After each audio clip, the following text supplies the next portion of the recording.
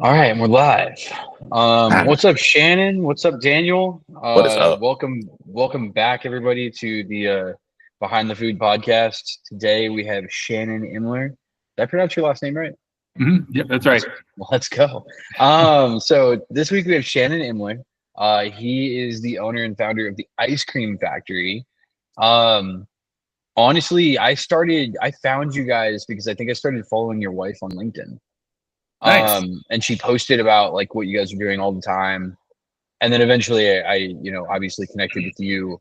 Um, I am really, really excited to do this episode. As a lot of people know, I really like sweets. I think Daniel really likes sweets too. He actually is a baker Mhm. by trade. So I'm real excited to do this one. But why don't you take a minute and tell everyone what the ice cream factory is, how you guys got started, and Mhm. all that good stuff. Yeah, you bet. Well, thanks, Jimmy. Thanks, Daniel, for having me on here. It's awesome. Anytime I get to talk about ice cream is a great day. So we definitely got a great day today. I want to back up maybe to like 2019, the very beginning of 2019. So we had a newborn son, Harrison, who just born, and for some reason we decided to open an ice cream shop in our hometown.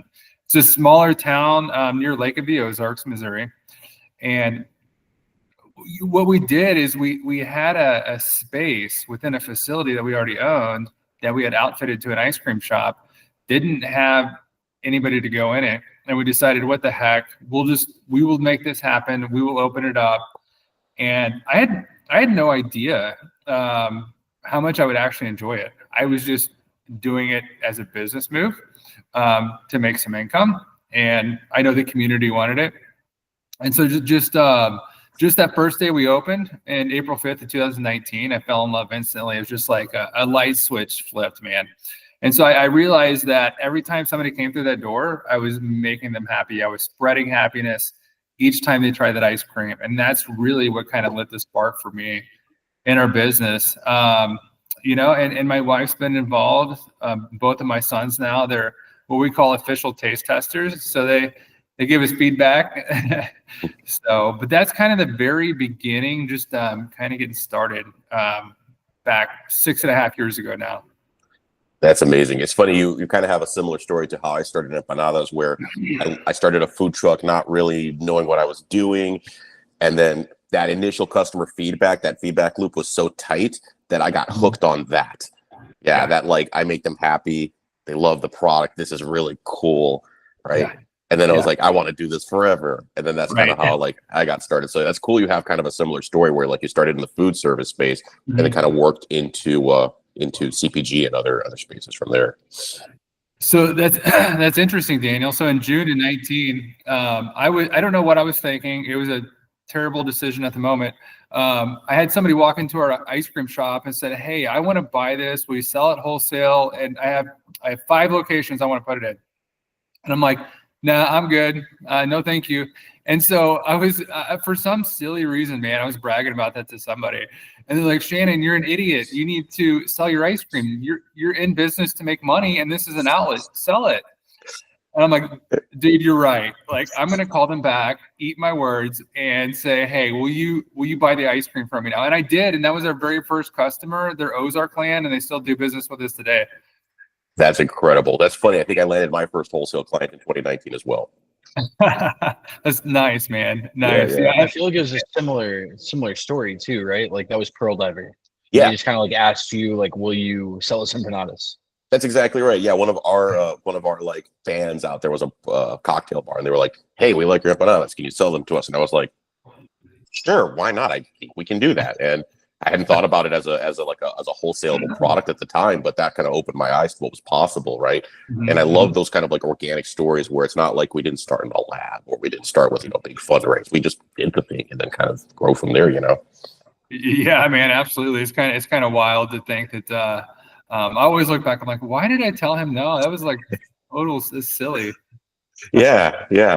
And sometimes it's about you feel like you need to protect the brand in some way, Yeah. or and then you realize, wait a minute, like the more people get in touch with the product, the better that is for our brand, right? I was proud. I was like, I built this ice cream shop. I made this ice cream, and my gosh, I'll just keep it in my ice cream shop. That's where my mind was at the time, which was not the right move. That's so I have funny. a question about that. So, what were you doing before that caused you to like have the space to build the ice cream shop? Like, how did that happen?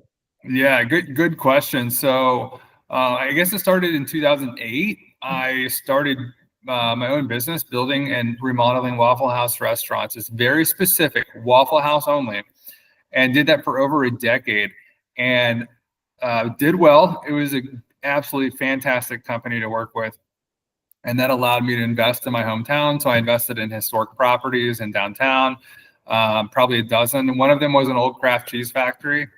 I was kind of on a mission to fix up all the dilapidated buildings. And so we fixed up the Kraft cheese factory, and I was going to have commercial rental spaces.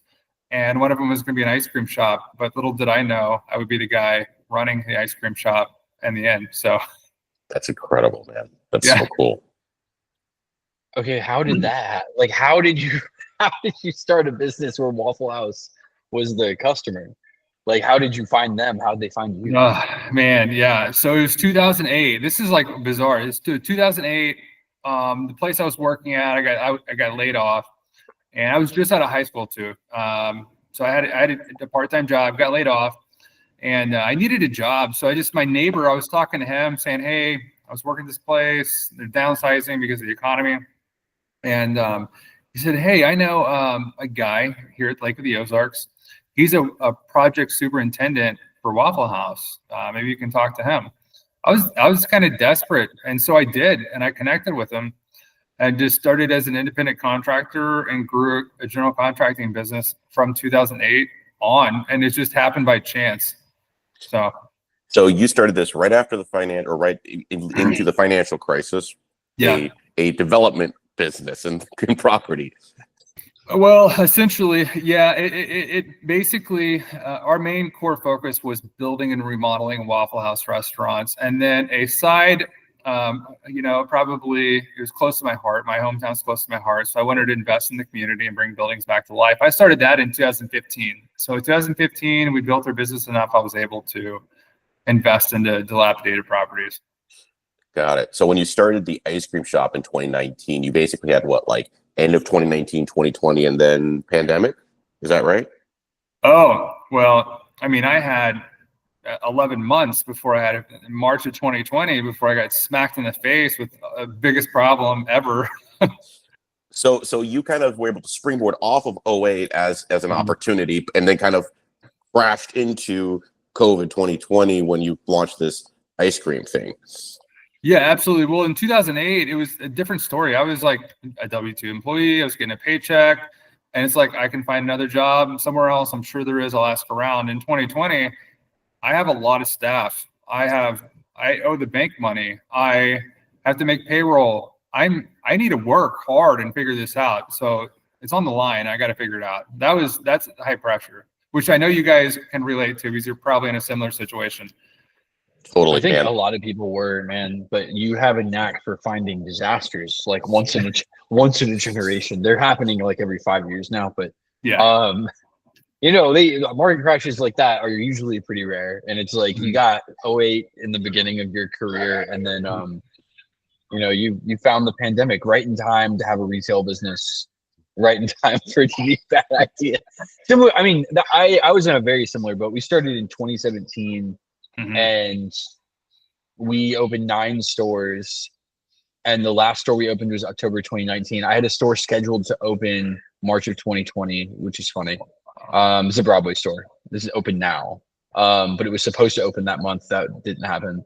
And then we had another store that was supposed to open June of 2020, and I had like 3 more leases signed because we thought, like, this is working so well. What could possibly go wrong? Yeah. Who could imagine?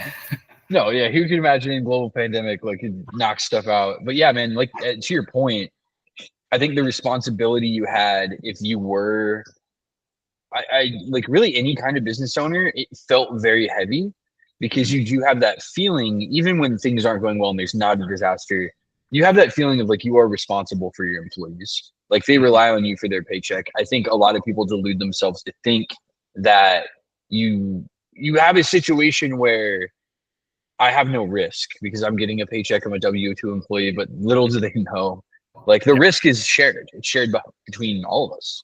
Mhm. So how did you guys navigate the pandemic? Like, what was the strategy? Like, once that happens, what was Yeah, Missouri like? dude, it was like March 11th when I noticed it. It was like, I swear it was one day that it just became like super obvious that there was an issue. And so instantly we did what everybody else did. We had a couple ice cream shops. We had like maybe 30 wholesale customers at the time. And so after my deal with Ozark Land, I'm like, all right, let's go. You know, let's add more customers. And so it worked out pretty good.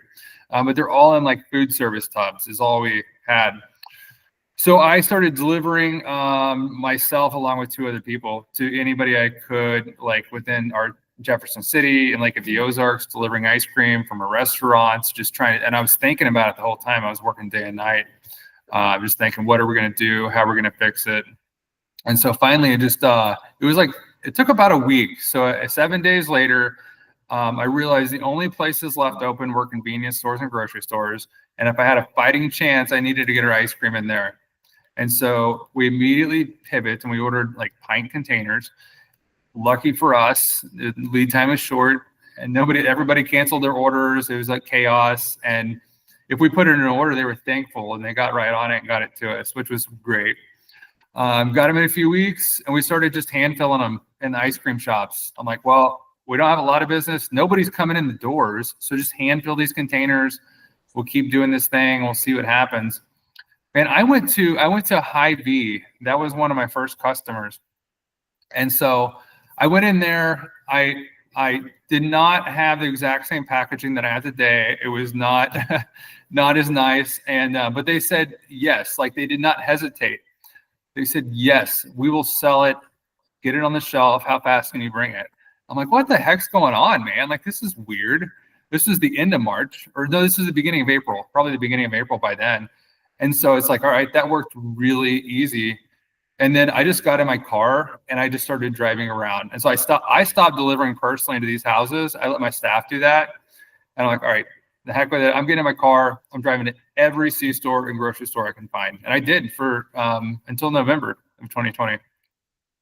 That's incredible. You know, I remember there were several like Targets that were so desperate for product that if you could put product on their shelf, they would let you literally bring it in the Target and put it in the freezer section or on the shelf, you know? So you kind of like found like the market gap right as it was happening, literally as it was happening, right? That, hey, grocery stores need product fast to put on the shelf. Yeah, and to that point, man, like that was the perfect time for it. There are a lot of people just like you, Shannon, that had like crazy experiences like that. One of my friends, you mentioned Target, Daniel, Miles with like Miles Comfort Foods.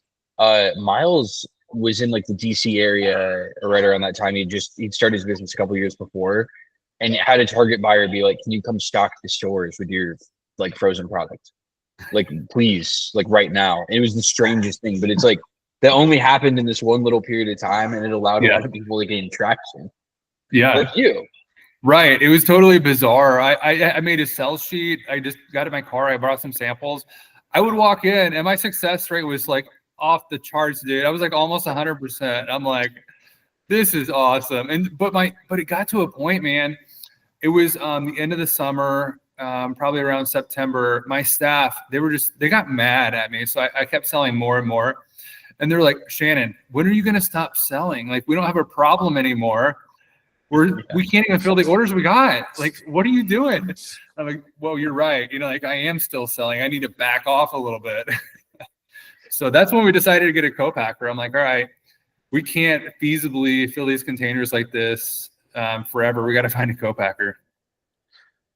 So what was that journey like? Because you obviously ended up in a very similar spot to me, where like I actually had the same experience during the pandemic. But it was e-com. So like everyone cut ad spend for some reason. Ads got really cheap. We had an online store, but we were selling like $20,000 of stuff a month. It scaled to like 250 in like 6 months. So we were doing like $250,000 a month, and we were hand scooping all the cookie dough in a store that was shut down because it got hit by a tornado. So it was like this really weird chain of events. that then led us to be like in the middle of the pandemic. My employees are furious. Like they were like, one of the girls was like, I think I have arthritis now from scooping cookie dough. And the same, man. Yeah, like they didn't want to scoop ice cream and cookie dough anymore into jars. And then you go to find a co-man. Yeah. And then I ended up going back to like, we're gonna make it ourselves, and then find another co-man, and then we moved back to make it ourselves. What was that journey like for you? And like, what you mentioned the inflection point, but like, was it like smooth sailing? Oh, it was terrible. It was absolutely horrible journey. I couldn't find a co-packer that would take me serious in 2020 because we were so new. I finally found one that was willing to work with me. But I had to buy like all kinds of plates to go on the filler that were super expensive. Just a bunch of very expensive stuff. But they were in Seattle. So we're in the Midwest. The only co-packer I find was in Seattle that would work with me. So I flew out there in December of 2020 and spent a couple of weeks with them making ice cream. And, I thought, all right, this is it. We're going to work with this guy. We're going to get it on the West Coast. It'll be fine. But we got our first shipment back, man. And I didn't know a lot about like a continuous line for ice cream. And so I was kind of naive. I didn't watch every single thing. There's two major problems we had with the first shipment. One, well, we had empty shelves. We could not hand fill fast enough. So we had problems with retailers. And then we got bad product. So we got cookie dough with no cookie dough. So the feeder would clog and they wouldn't care. They just keep running it. Whatever, Shannon's paying us in tolling price. And I know what they were thinking. They're like, he needs the product bad. He's been begging us to do it. And he doesn't know anything. So we're just going to pass it off. And that's what they did. And so I put all this cookie dough out there on the shelf with no cookie dough. And I got my gooey butter cake ice cream. They used I didn't know this. They ran out of caramel mid-run. And so they just went and got some random caramel from the store and stuck it in there from like a cash and carry. Well, that viscosity is not the same as the caramel that you're supposed to use in ice cream. So what happened, like 3 weeks later, it started oozing out the lid. And so it never got hard. It just worked its way up. And I already had it on shelves. Everybody was mad. I was like the hero. I brought the ice cream in, dude. And after I brought it in, I got so much. It was way worse than when they didn't have it. Caramel was leaking down on our competitors. People were buying cookie dough, cussing us out. That's why you buy cookie dough. It's for the cookie dough pieces. And they basically said, you sold me vanilla ice cream. You're scamming us. Dude, that's actually the wildest story I've ever heard. Like, dude, I've heard some crazy stuff where people like, I had to go to the warehouse, we had to relabel a bunch of stuff. Yeah. The product was ruined. But like what you just described, I had a similar thing happen. We just had to throw all of the product out. Where like we sent it to a warehouse and they said it was a cooler, and apparently to them that meant under 50 degrees. And so all of our cookie dough, the cookie dough actually has a pretty good shelf life, even if it's out because it's dough. But after about 2 months like that, it all molded, all of it. Whoa. And we found out it molded, luckily, from people in the warehouse instead of a customer, which is insane. Oh my gosh! Really, shout out to that 3PL. I never used a 3PL or co-man after that, but like, especially I was mad about the cooler thing. But similar to what you're saying, it's like sometimes people just feel like the details. Who cares? Yes. And for them, they were like, caramel's caramel. Right. Throw whatever caramel you want in there. Put any caramel in it, it'll be fine. What could go wrong? Man, I'm telling you. So we had to throw our product away in the grocery stores, and there was like 100 stores that happened to. And then we had to throw our product away, either clean off the caramel off the competition or buy the product and then clean all the shelves. So we had to disassemble like a whole door, pull all product out, scrub the shelves, buy a lot of it, try to put it back together, and 100 sets of all this caramel. And man, I'm telling you, there's still sticky shelves out there today that I find occasionally that we didn't get good enough on. And it gives me like, nightmares. It's like, gosh dang it, that's like same caramel haunting me. It's like caramel PTSD. It is, man. It is. So yeah, it's just stinking caramel, man. So long story short, we switched co-packers in 21. Man, we switched co-packers. We bought a little continuous freezer for our place. We made a sub. We couldn't make a lot with it. Our space was small. But we got one in Michigan, and they made a pretty good product. So they did. We ended up I realized another thing that I realized, even though they can make a pretty decent product, is they couldn't communicate very well. We could never get dedicated runtime. And, they didn't always follow our recipes exactly the way they should have. It was pretty, when I say pretty good, it was pretty good. It wasn't 100% correct. And so I just, did a year of that and just said, I know that I can do it right. I can do it, at a lower cost, and I can communicate well. I don't have to go through all this. And a lot of the co-packers out there, I don't know your guys' experience, but they'll just pick up brands, just rotate them in and out, and just don't give them line time, don't communicate, and do not care. That was a problem. It's 100% a problem in the industry. I mean, I've heard Jimmy, you can speak to this more than I can because you work with more co-packers than me, but it is a massive problem where there's such demand for their services that they'll take anyone and do anything, and they can just turn to the next brand, just flip over to the next one when something goes wrong. Yeah, similar to your. Oh, you go ahead, Shannon. I was going to say, and funny enough, after all this, it's always interesting whenever I get phone calls now, like for a co-packing customer, now that we make it, and I'm like, oh, I know who you're working with, and I don't say anything bad. I'm like, here's what I'm going to do correctly, and here's what you won't have to put up with, and here's why we're a good partner. And it's like, dude, I know the issues that they're facing, and I know we don't have to operate that way. There's no reason to. We can be a good co-packer, and we can do a good job.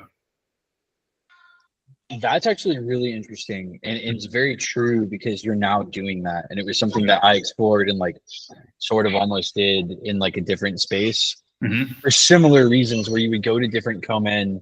A lot of them, they would have a sales guy, and if he was like, we have lines, we're gonna fill them with we're not sure what, and they would just make it up. They'd be like, we make cookie dough. Like, do you? And they're like, maybe. Like, we have the stuff. I mean, I've made it before. Maybe we'll make it now. And you start to realize, oh, these people have no idea what they're talking about. Yep. And they have no desire to actually figure it out. Their desire is to sell more line time as fast as they can. And maybe that's an incentive from their boss, or maybe it's just their way of doing things. But it is definitely a problem throughout the industry. On the flip side, there are people like yourself now who owned brands before who's doing a really good job. And I was thinking about this as you were saying that, you were in the contracting and building business before. And it's very similar where you can get a bad general contractor very easily because there's not a lot that people know. They're usually the people that are going to hire one. That's probably why Waffle House was we have partners, because you can hire someone and you won't really know, especially if you're a homeowner or you're getting a house built. You've never built a house before. They may have built a house before. It's very easy for them to hoodwink you into being use the wrong caramel, use the wrong, cabinets, whatever it is that they decided to do to cut costs. It's they can do that. And it's interesting. You just hopped into another industry where maybe you have the chance to do things correctly when other people don't. You're exactly right, man. That's the thing. There's a lot of opportunity out there to take advantage of people, promise them the world, and underdeliver. We get a ton of inquiries for co-packing, and exactly what you're saying. I could get the business, try to fill the line, but they're just going to be disappointed later. And so we're upfront with them. We're honest with them. We can only do a specific thing with the specific equipment we have. And not everyone's like that. You're right. I know that whenever I called around, after I decided to leave the co-packer in the state of Washington, it's man, there's a lot of salespeople out there trying to do some stuff they shouldn't be doing. Absolutely. So when you insourced it and you brought it back in, you'd already spent all this money on the plates facility in Seattle. Did you get those back to put in your facility? No. Yeah. So that was a sunk cost there. Yep. And now, completely gone. And now you're standing up your own facility, right? If I'm reading this correctly. So now you're spending even more. So there's a lot of CapEx happening here. Yes, there absolutely is. It was late 21 when I just came to the conclusion that, you know, like, we're going to have to do this ourselves. We're going to have to find a different plant. We're going to start looking. And we started looking, and we could not afford to build a new plant. So we had to find an existing, retrofit it. And interest rates were different in 2021. Even the cost of building, even though it went up some, it's even higher now. And so even those figures I figured on in late 21, those are totally different today. Like, just way different. So yeah, you're right, man. It's a very capital intensive business. So a lot of people at that point would have gone and raised, right? Mm-hmm. Did you still keep it all in house and just do it all bootstrapped, or did you go out and find partners at that point? Just kept it all in house, bootstrapped it. One thing that I have to my advantage is I've been in general contracting basically my entire life before. So renovating, we found a 1948 dairy plant, and renovating that plant was easy. Knew exactly what to do, could do it at a lower cost than most people. Get creative. You know, I'd already been in business for a long time, so I had business sense. I learned a lot from Waffle House, actually. So I kind of had a head start in that sense. I feel like 10, 12 years before that kind of prepared me for the step to invest in the plant. Absolutely. And how big was this plant that you stood up? Like, was it like how much capacity did it have when you were done? Yeah, so I just looked at the some of the documents last week, actually, because we just got it on the historic designation for National Historic Places, and it's 89,900 square feet exactly, and it's a 25-acre site, and we have 2 production lines right now. We can add more, so we have one for like food service tubs, and then we have one for packaged ice cream, and then we have a very large room off to the side. And that's for our baked inclusion pieces and our ready-to-eat inclusion pieces. So, and then we have a large freezer, warehouse, DSD trucks, storage like crazy. I've never had so much storage in my life, which is incredible. So that is the coolest, man. Being able to insource the manufacturing is the best thing on earth, in my opinion. Like, it really is.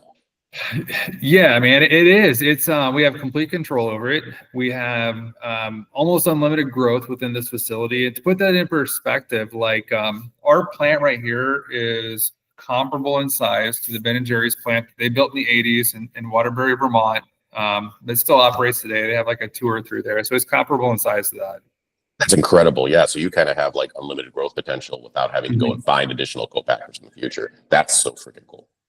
Yes, absolutely. And I'll say too, we're so fortunate. We have such a good community around us. We've taken advantage of like a lot of incentive packages from the city, the state, the government.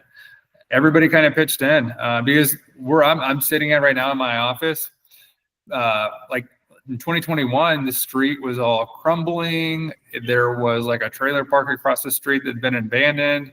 There was people breaking into the building, sleeping in the building. It was graffitied. It was just horrible conditions. So when we decided to move our operation to Lebanon, Missouri, that was a major win for the community, and they all kind of supported it. And another thing too that I didn't realize would happen was everybody around here is like tied back to dairy farming somehow.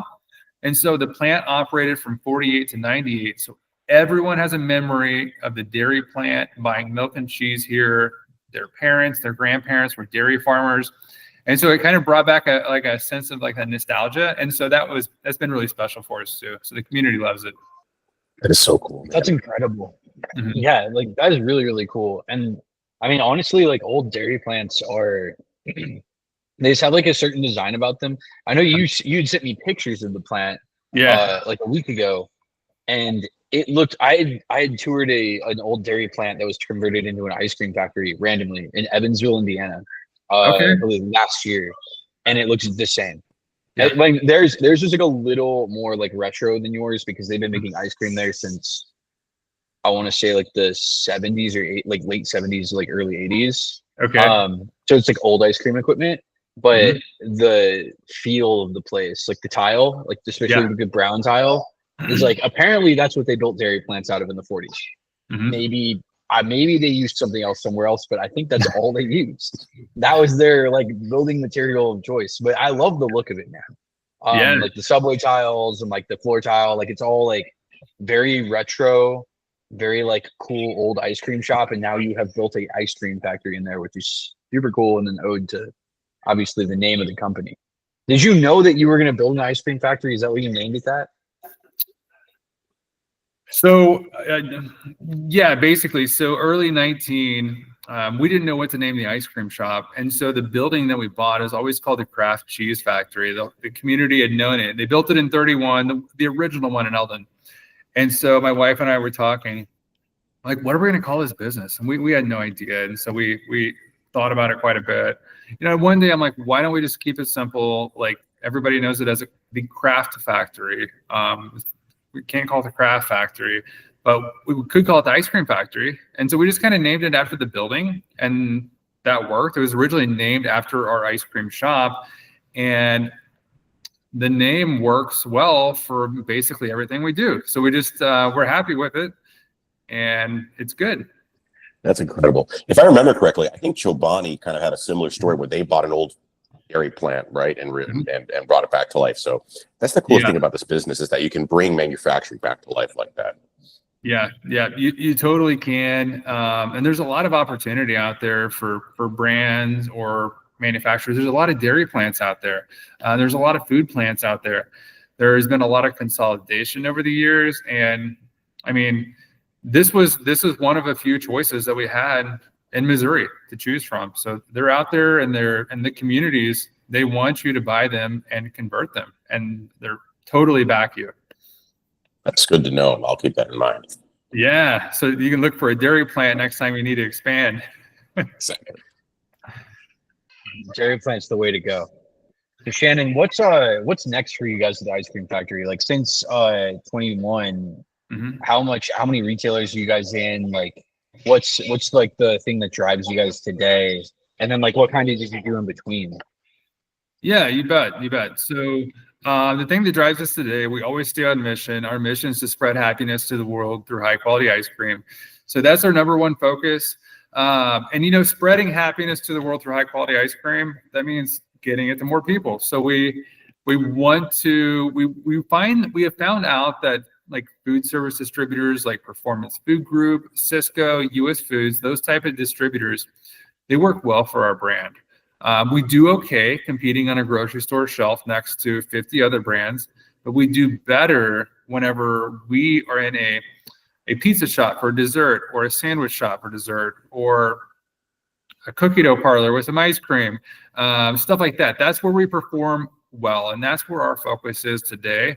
Yes, we will hop in a grocery store, you know, if we get selected to go in. But our main focus is growing through food service, through our pint containers and our food service tubs. And we're in over 5,500 stores today. I think in 2022, so it was January of 22, we hit 1,000. And so since January 22, it just kind of scaled up. But once you get to where we're at, I don't really know. So you get to a point where I have no idea. Really, we might be in more than that, but I feel comfortable saying 5,500 because a lot of these distributors, like I have no idea who they're selling it to. Probably a lot of people. Honestly, that's like one of the most common problems like in this industry. And like I think it's not talked about very much because you'll have people be like, yeah, we're in all these doors, we're in these chains. And I'm like, you know, I have found my product before in places where I didn't know it was stopped. Yep. Right. And that information for you and that data for you helps you navigate the future. And we're able to look at distributor data. We look at like grocery distributor like KeHE versus maybe a Cisco. And for our brand and our product, we are much more successful in a food service style distributor than we ever are with the other. And to be honest with you, we're treated more fairly too. So we aren't really competing against another brand so much, and we're not paying out tons of money and slotting and fees and stuff like that. This is exactly where my brand landed. So we sell our empanadas frozen into the food service segment, particularly because they have to be fried before they're served, right? And that ensures freshness and ensures that the customer gets a fantastic product every time. We could sell them frozen, fully cooked, but the quality is not as good. It's still decent, but it's not as good.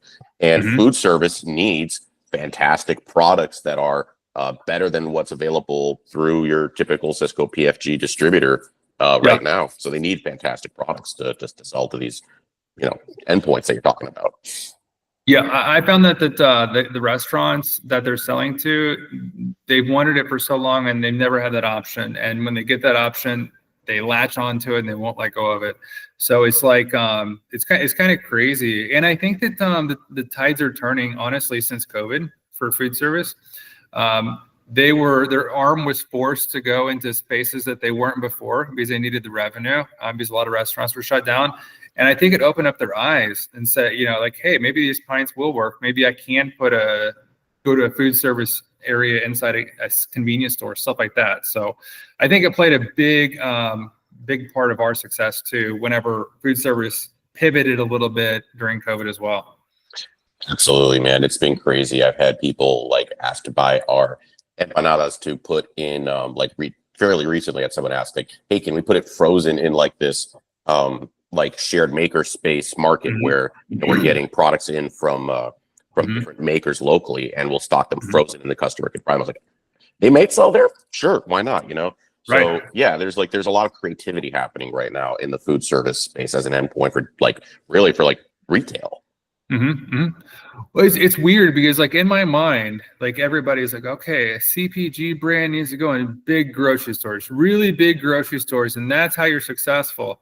And I had that in my mind for a couple of years, and I'm just trying to knock on the door of these big grocery store retailers. And I'm wait a second, I don't know if that's right. We'll let the other guys go after that. I'm going to go over to food service, and I'm going to focus on the guys that'll move some product, just a little bit different way. Yeah, and I found you mentioned, the velocity's better. That's exactly what I was going to say. You have to go where the velocity is good, and you also have to keep your mind open. Our best accounts for no baked they're just never the big grocery stores. We thought they would be. We were convinced. We did customer service. We'd be where do you want to see the product? Everyone would say Kroger. And then suddenly no one buys it at Kroger. That's not where it sold. It sold really well on DoorDash. It sold really well on food service environments, like you're saying, partner with a local restaurant and a grab and go, and suddenly it's doing really well. We sold it at a pizza shop chain in Wisconsin, called Topper's Pizza, and it killed it, which was really weird. But it was oh, well, maybe the best places to go are the places that nobody is exploring right now. And that's kind of what you're doing. It's the blue ocean strategy. Man, it is. And when you go on the shelf with the big guys in the big store, you have to run prices that'll sell against the big guys. And doing that as a little guy is almost impossible. And so that's something that a lot of people don't they don't add that math up to realize, hey, Haagen-Dazs is running a buy one, get one free. You can't compete with that. Oh, and especially in retail, in CPG, there's a definite race to the bottom, especially in ice cream, from what I've experienced. It is especially cutthroat. Other categories are hard. Ice cream is really hard in that space. So yeah, you found some really an interesting place to distribute to where you kind of have less competition. Yeah, absolutely. And I always say it's because ice cream is so fun. You would almost do it for nothing because it's so enjoyable. And when I talk to other people in the ice cream industry, you know what, you're right. It is so much fun that the money almost comes second because it's the happiness it creates. And so it's kind of weird, man. It's how it goes. Yes. Yeah, absolutely. Yeah, I mean, you guys are selling a product that literally people are obsessed with and have been obsessed with for hundreds of years. And yeah, I mean, the reason Daniel just said that is because he actually sent me a video last summer when I was touring that plant in Evansville. I wanted to buy an ice cream company because they were selling it, and I was like, "Oh, this is cool! I could buy an ice cream company." And Megan was like, "No, please don't." And then Daniel and all my other friends, I think similar to how I've heard Elon's friends send him videos of rockets blowing up. They started sending me videos on why ice cream is a terrible investment, to try to talk me out of it. I ended up not doing the deal for different reasons because I was very obsessed with it. I was like, this is so cool, dairy plant. So I understand where your head is at on it because it's the money is kind of second, where you're like, this is a fun thing that I could do that I actually might like wake up every day and enjoy. Yes. I think that's key for someone who's going to like stay in this business a long time. You have to love what you do. No, you're absolutely right. And the most fun part is, and it's just since day one at the ice cream shop, when I first took like a waffle cone with a scoop of ice cream on it, handed it to somebody and made their day. It's like that same feeling over and over and over again. I'll get a random text message. Hey, our family enjoyed it in this state, at this place, or whatever. Because I know that our product made a difference, made their day. It makes me happy. That's what I love. And that's, it's totally on mission. And that's why our mission is our mission. Yeah. So I love how like a name that sounds so like maybe less, what's the word I'm looking for? Less like defined actually really describes what you are so freaking well. Yeah. Totally. It is not defined, super well, but it works really well for what we do. Yeah. I mean, I think naming brands is one of the most overrated things, like being weird about the name. Megan and I both hated the name No Dates. We just couldn't think of anything else. We went through like a bunch of different names, a bunch of different branding, and I wasn't even working at No Baked at the time, and I was just like, just name it whatever. And she was like, you can't do that. And I was like, oh, we can. Like, just literally make it up, because nobody cares. Like, eventually the name, like, it's kind of like how life makes sense in reverse. Like, your name makes sense in reverse for sure, because you built a really cool business. And now people are like, I vibe with that name. That name's cool. Yeah. Ben and Jerry's is a perfect example. Like, with starting out, like, who would think like Ben and Jerry's would be a well-known name? That doesn't sound like super interesting at all. It's not clever. It doesn't seem clever, the first name in two people. But looking back now, it does make sense. Yeah, brands are empty vessels we fill with meaning over time. I feel like that's exactly what I did with Giovanna, right? It's like, why does that describe an empanada company? Well, it does if you know the etymology in Spanish, but in English it means nothing, right? So it's an empty vessel we fill with meaning over time. That makes sense, man. That is kind of what it is. That's what Shannon has done with the ice cream factory. I think that's kind of what you do, is like you take cool name that you think is cool. Every name like always has meaning to the person. Like, you explained the brand name really well, Shannon. It's like it came from a place that was called factory. So it's like, we're going to continue on like that heritage and like that meaning, but it only really means something to you. Some guy that picks it up off the shelf in like California has no idea, but like now they do. Like I sort of, so you do kind of fill it with meaning over time, and that's interesting. So I guess like, as far as flavors go, like this is kind of like going in a totally different direction. But when you guys started out, how did you pick like what flavors of ice cream to make?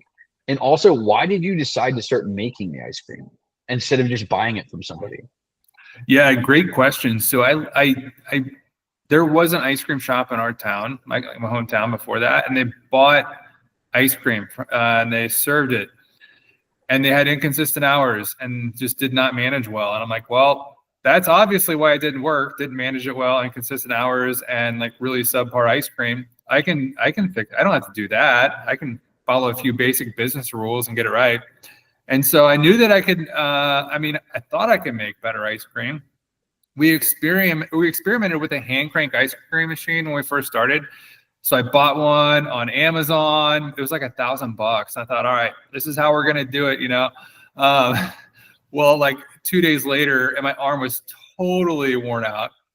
I'm like, this is 100% not sustainable. We cannot do it this way. So before we opened, I actually went and bought a used Emery Thompson batch freezer. It's like 45 years old, I think. So it's super old batch freezer. And when I went and bought it, they're like, we would not recommend using this. It does work, but we've been keeping it around for parts. For anybody that has a really old machine that might need a part. And I'm like, that's what I'm going to do, man. I know it's like $2,000, but we're going to give it a shot. It's better than me breaking my arm on this hand crank machine. We plugged it in, hooked it up, worked just fine. Dude, that's how we got started. And then we had the same names as we do now for our ice cream flavors. And the way we came up with them is we obviously knew we had to have vanilla and chocolate. And then we thought about other desserts. We just tried to pair it with a dessert, whatever people like. We looked around at, other businesses, other places experimented with things. We did not get a lot of flavors right off the bat. We made a lot of mistakes. But man, when we started, there's a grocery store across from the original location. And we went over there, we bought just random stuff to put in our ice cream. And we started making ice cream. And I thought it was the best thing ever. But looking back now, I'm like, oh my gosh, that was should not have put those blackberries in there. It made it icy. That pie crust is not right for that. But we opened up and we were proud, man. It was we thought we had the best thing going. But our ice cream's way better now using the right ingredients. What was the most popular flavor? What still is the most popular flavor? Because I know for a lot of brands, it's never chocolate vanilla. There was something weird. If you're talking about food service tubs, it's vanilla because everybody buys it for dessert or whatever. But if you're talking about a packaged product, every year besides this last year, it's been blackberry cobbler for us. And in 2024, brownie blast was number one. So it outsold all of them. But it's got our handmade brownie chunks in it with a brownie fudge variegate swirled throughout and a high butterfat chocolate. So it's really good. And so it took number one spot last year. I can buy that now. I gotta go find it. That's really messed up, man. When you tell me that, now I'm gonna have to go find it for sure. That's awesome. And also the first one you said, blackberry cobbler sounds amazing. Honestly, it's ice cream. I'm into that kind of thing. Yeah, we made blackberry cobbler on day one. It's on its sixth version, and it's by far the best. And it's been my favorite almost the entire time. I put it on my business card. I love it so much. So that is so cool. What was the was there inspiration behind the blackberry cobbler? Do you like blackberry cobbler in general, or was it just you guys when you were at that grocery store? Yeah, so when I was a kid, I used to go pick. I grew up on a farm. I would pick blackberries. It was the best deal I had going. I would go pick blackberries, then I would sell them to my grandma for $10 a gallon, and then she would make me a pie or a cobbler with the blackberries I just sold her. Then I get to eat it, and so I did that every year, over and over and over again. I would pick them, sell them, and then eat the cobbler, and so that's kind of the inspiration for it, and that's probably why it's my favorite flavor too. That's incredible. Dude, when you were talking about the hand cranked ice cream machine, it reminded me of back when I started baking. I had a hand cranked grain mill, right? And it was a high quality hand cranked grain mill. When I got my first electric mill that could pulverize 6 pounds of wheat in 30 seconds, I had this deflated feeling because I realized all that effort I was putting in could be replaced by this little machine. And I had that flashback when you said that to that day. It was wow. Yeah, that minute of eye opening, wow, automation is pretty incredible. Totally, dude. It was the same thing when we got that electric batch freezer. I'm wow, what was I thinking? I was so foolish, dude. And to be honest with you, when we switched from batch freezers to a continuous line, it's oh my gosh, why did I ever use a batch freezer? This was so silly. And just every time we do something, I look back, I'm wow, all that time wasted. Yeah, it's a cost of learning. It's how you learn. It is, man. And I always say it got us to where we're at today. We had to have equipment for the size of company that we were at the time. So you can't start out where we were on day one. Absolutely, man. No, I went.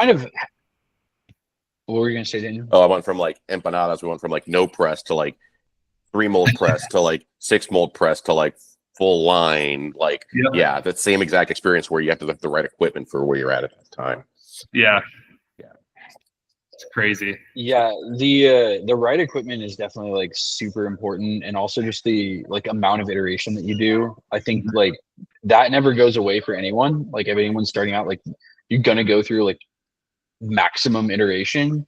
The difference is how quickly you kind of go through them, because you're gonna go through them. You can stay in one as long as you want, but you're gonna keep kind of iterating until you get to that end result. Which brings me to my next question. You said there were six iterations of the blackberry flavor? Yeah, at least 6. Yeah. What do you guys change each time? Oh man. So the original version was a blackberry topping. So, and then we buy this was total random grocery store items that I found. So it was like a pie crust that we baked in an oven in the back room that we chopped up and put in there. And then we just took like a Lion's brand blackberry topping and just dumped it in there. And we thought it was fantastic. And then we had a bright idea. So that was version number 1. Version number 2, we're like, okay, we're going to use real blackberries, right? So this is going to be the real thing. So we went and bought real blackberries and started making with real blackberries. It didn't work right. It did not taste right. It was started getting icy. Some spots in the ice cream got weird. So that was version 2. We actually made it worse. Version number 3, and people started complaining, and I was bragging. I'm like, we're using real blackberries. I'm like, they're like, Shannon, it's worse. Like, you made a worse product and you're bragging about it. I'm like, all right, fair point. Let's switch again. So the version number 3 was, then we switched over to a blackberry variegate. So then we decided to go on a website, buy some actual variegate that goes into the ice cream, and then we flavored it, same old pie crust. And then the next few versions, I would say like 4, 5, and 6 got us to where we are today. And then changes that we made through there is we evolved to a clean label. Like our version now is clean. It does not have any artificial colors, stabilizers, emulsifiers, no high fructose corn syrup, anything like that. And we've changed our pie crust pieces over the last 3 versions as well. So we started with like a flaky pie crust, but we noticed like it would get kind of soggy over time. And so now we've switched over to a more of a dense cube, like a crouton size piece. And I would say it would resemble kind of like a shortcake piece, but we call it a pie crust because it has a pie crust flavor. But if you looked at it, you're like, okay, well, that kind of looks like shortcake a little bit. And that works good for us now. It holds up well. And it actually, whenever you bite it in the ice cream, it's not soggy. There's some substance to it, and you can taste it. So that's version 6. We might have version 7 one day, but that's where we're at today. Well, I want to buy version 6, so I'll start there. Yeah, we won't go back to 2 when I use real blackberries. We're going to just bury that in the graveyard. Yeah, I mean, now that you're saying that, and I make ice cream in my house with like the Ninja ice cream. It's just not making ice cream. That's me like screwing around. But now that you're saying that, yeah, real berries have tons of water in them. Totally. That would make a lot of sense. I would have never thought of that. I would have thrown the real blackberries in there, but look, guys, it's natural. Heck yeah, no. That's what I did. I'm like, this is the real stuff. This is real blackberry. How dare you not like it? They're like, Shannon, because it is frozen water. And right, exactly. Like it's yeah. There's ice crystals everywhere. It's amazing when you have to reimagine a dessert for an ice cream. How much change you have to make. You can't just throw it in there. It's like there's a whole bunch of like humans with all this iteration just to get from like, hey, this is a piece of cobbler and this is ice cream. Yeah. I mean, to that point, Daniel, like I think you have to be obsessed with like your like food if you're gonna like make it really good and it gets good. Like I know Megan was obsessed with no bake, still is. She's really weird about the recipe. Daniel, when you were starting Pizza Zerta, dropped pizzas off at my house for like a year, like weekly. And like it sounds like you, Shannon, also like at a certain point, like you even today are still obsessed with it. Because you wouldn't be on version 6 unless you guys were constantly thinking about how can we improve? Like how can we make this like product better? And like what it is can we do? Do you think that comes with like the passion, or like do you just really like eating ice cream? Like what is it for you? It totally comes with passion. Like I enjoy eating ice cream like anyone else, but it's not like I don't eat a crazy amount. But if you came to our ice cream plant today and you drove down Ice Cream Way, we got the street named Ice Cream Way, which is amazing. So if you drive down, you're not going to see a sign that says Ice Cream Factory. You're going to see this massive white and black ice cream plant. And you're going to see 3 words on the front. It says it's our core values: people, passion, and persistence. And so, you know what we believe to work here and for our company to grow well, I have to be passionate about it, and the people that work here have to be passionate about it. And if we have the right people, we're going to, with passion, they're going to constantly improve our product. They're going to bring the energy level up, and we're going to get more business. We're going to make better product, and we're going to do more great things for the community because it spreads like wildfire. So yeah, it's right in the center of our building is passion, and it's all about passion when you're growing a business like this.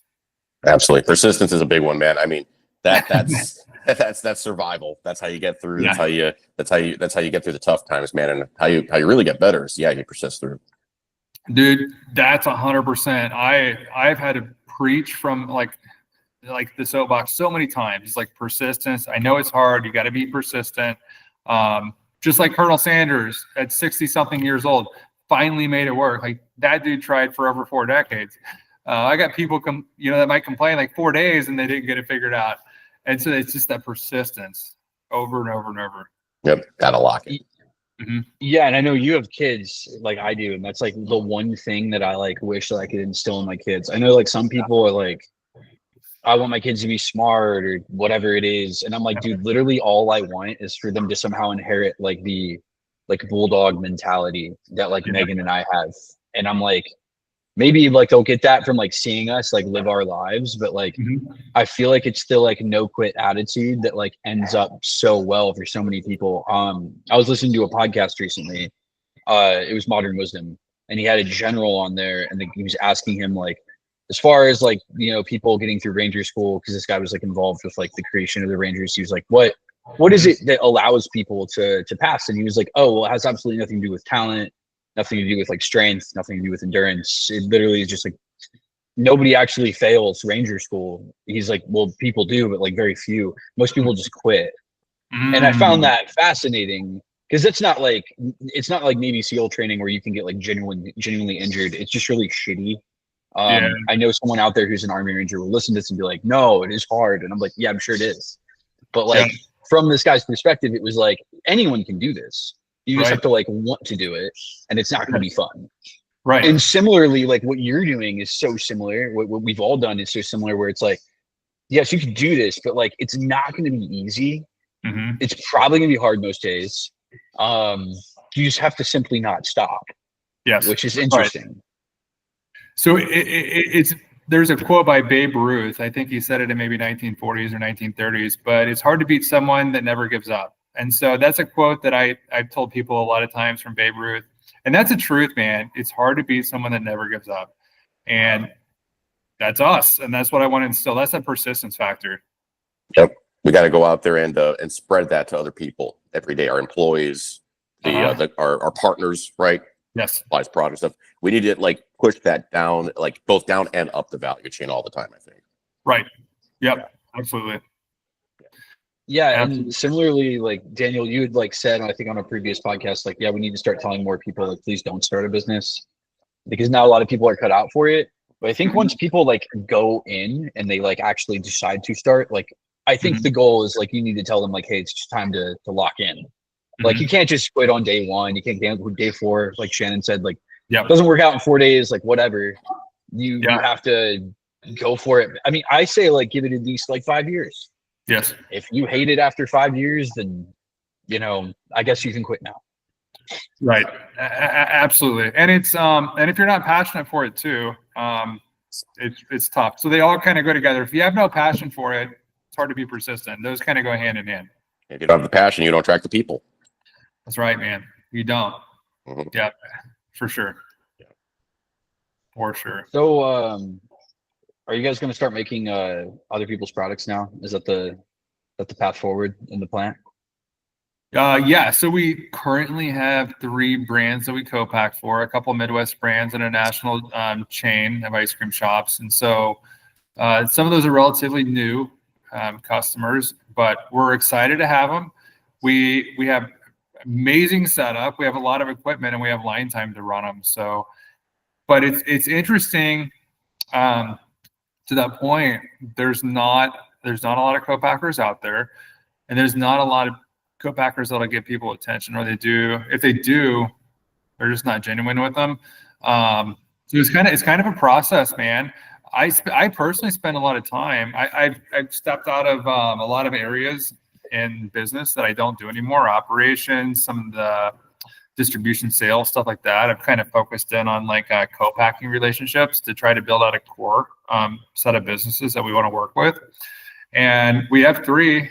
And if we could find like 2 more and have 5 total, I think we'd be pretty good. 5 good brands that we want to co-pack for. I think we'd be where we need to be. That's sick. I love that. I love the idea of like, hey, we're not trying to go to the moon here with co-packing. Yeah. We're trying to get tight, deep relationships with people in a product that we understand intimately. Absolutely. And the brands that I want to co-pack for are the ones where the founder or whoever is in charge has passion, persistence. They have a great idea. Their business is growing. I want our business to grow right alongside theirs, be a good partner for decades, really, to come. Yeah. So I don't want them to have to go through what I went through with other co-packers. I don't want them to have to put up all the capital to build a plant.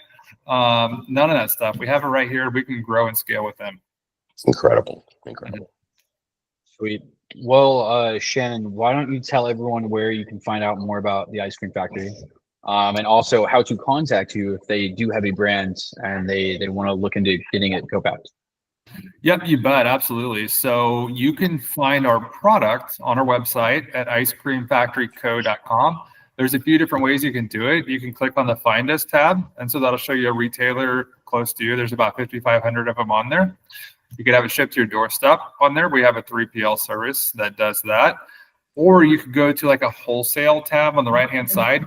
If you do want to work with us as a co-packing partner, there's another tab that says co-pack/private label. Click on that, fill out the form, and we'll connect.